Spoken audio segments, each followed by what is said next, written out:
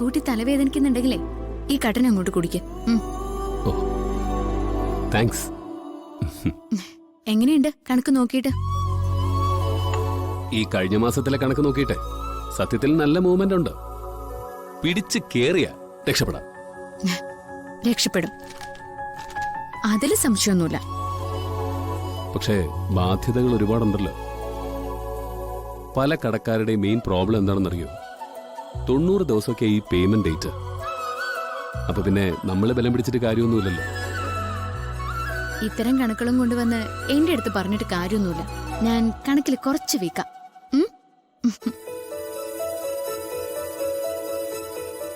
ഈ ഏറ്റവും ആദ്യം കിട്ടുന്ന പൈസ കൊണ്ടേ ഈ നമ്മുടെ കൂടെ പണിയെടുക്കുന്നവരുടെ ശമ്പളമൊക്കെ അങ്ങ് സെറ്റ് ചെയ്യാം. അവരൊക്കെ വലിയ പ്രതീക്ഷയിലാണ്.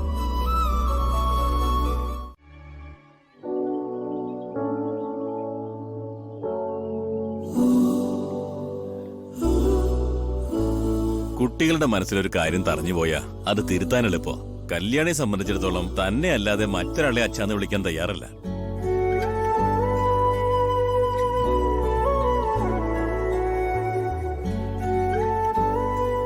അത്രയും ആഴത്തിലാണ് നിങ്ങളുടെ ബന്ധമെന്ന് എനിക്കറിയാം. എന്റെ ജീവിതത്തിലെ ഏറ്റവും വലിയ നഷ്ടമാണ് കല്യാണി. പിന്നെ അവളെ ചോദിച്ചു വന്നത് അവളുടെ അച്ഛനും അമ്മയും ആയതുകൊണ്ട് എനിക്ക് കാഴ്ചക്കാരനാവാനേ പറ്റുള്ളൂ. പോട്ടടോ, ചിലപ്പോ ജീവിതത്തില് ഏറ്റവും പ്രിയപ്പെട്ട കാര്യങ്ങളൊക്കെ നമ്മളെ വിട്ടുപോകും. എന്നാലും നമുക്കൊക്കെ ജീവിച്ചല്ലേ പറ്റൂ.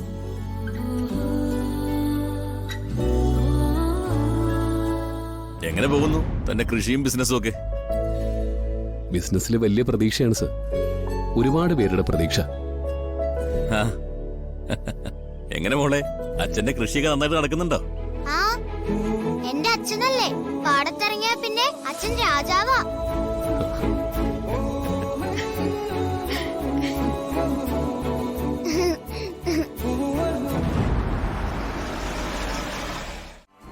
അതിനെന്താ മോളെ, നമുക്ക് ഇടയ്ക്കൊക്കെ ഇങ്ങനെ പോരാന്നേ.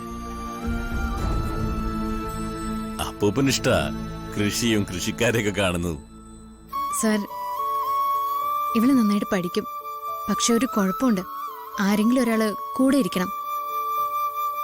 വീണയോട് പറഞ്ഞ അവള് ചെയ്യുമെന്ന് എനിക്കറിയില്ല. സാറിന് സമയം കിട്ടുകയാണെങ്കിൽ ഒന്ന് കൂടെ ഇരിക്കണേ. അപ്പൂപ്പനെ ഏൽപ്പിക്കണ്ട, അപ്പൂപ്പന് ഭയങ്കര ദേഷ്യ. എപ്പോഴാ മോളെ ദേഷ്യത്തിൽ അപ്പൂപ്പ മോളോട് പെരുമാറിയിട്ടുള്ളത്?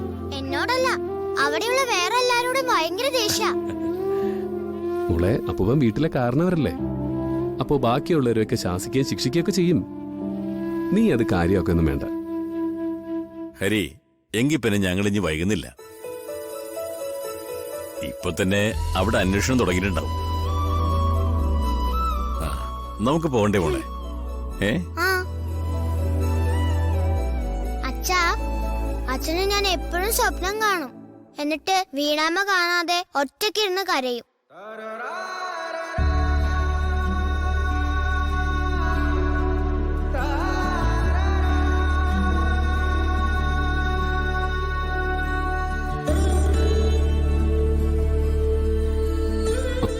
മോള് നല്ല കുട്ടിയാവണം.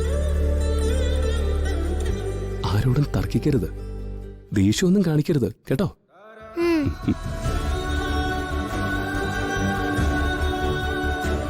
നിത്യാമ്മേ, ഞാൻ പോട്ടെ നിത്യാമ്മേ.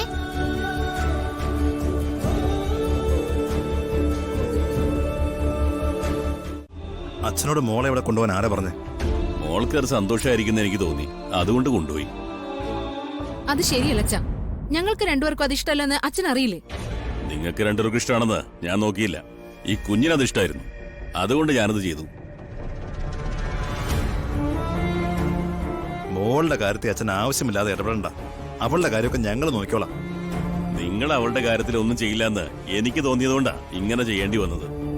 പിന്നെ ഹരിയുടെ നിത്യയുടെയും കാര്യം, അവരെ നിങ്ങൾ എന്തിനാ ശത്രുക്കളായി കാണുന്നത് എനിക്ക് മനസ്സിലാവുന്നില്ല.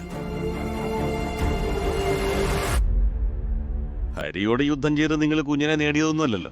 ഇങ്ങനെ കൊണ്ടുവന്നു തന്നതല്ലേ നിങ്ങളുടെ അടുത്ത്, ഓർമ്മയില്ലേ? അന്ന് രണ്ടുപേരും വലിയ വാക്കൊക്കെ പറഞ്ഞു.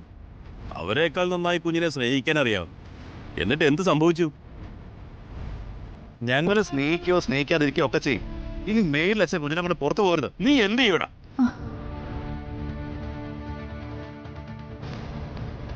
ഇങ്ങനെ നിങ്ങളെ ഏൽപ്പിക്കുമ്പോ ഹരിയും നിങ്ങളും തമ്മിൽ ഒരു കരാറുണ്ടായിരുന്നു.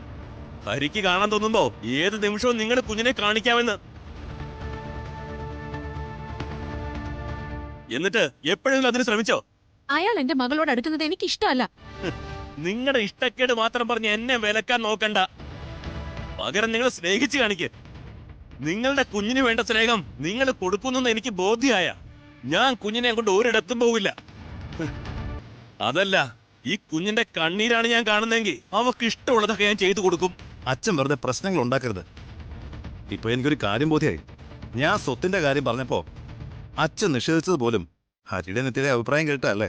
ഡാ, കുറച്ചുകൂടി അന്തസ് നിനക്കുണ്ടാവുമെന്ന് ഞാൻ കരുതി. അതെന്റെ തെറ്റ്. എന്റെ കുടുംബകാര്യത്തിലെ വേറൊരാളുടെ ഉപദേശം ഞാൻ സ്വീകരിക്കാറില്ല. പക്ഷേ ഹരിയെ നിത്യം ഞാൻ വിശദമായിട്ട് തന്നെ പരിചയപ്പെട്ടു. അവരിങ്ങനെ അന്തസ്സില്ലാത്തൊരു കാര്യം പറയുമെന്ന് എനിക്ക് തോന്നുന്നില്ല. എന്നാ പിന്നെ അവരെ ഇവിടെ കൊണ്ടുവന്നങ്ങ് പാർപ്പിക്കും. അതല്ലേ കുറച്ചുകൂടെ നല്ലത്. മതിയാക്കടാ. അച്ഛൻ ഒരു കാര്യം ചെയ്തു, അത് അംഗീകരിച്ചാൽ എന്താ? എന്നെ താഴ്ത്തിക്കിടാൻ ഈ ശ്രമിക്കുന്നത് അതൊക്കെ എനിക്കറിയാം. അവസാനം ഞാൻ എന്തെങ്കിലും ചെയ്തു പോയിട്ട് പിന്നെ ഇവിടെ ആരും കരയാൻ നിൽക്കരുത്.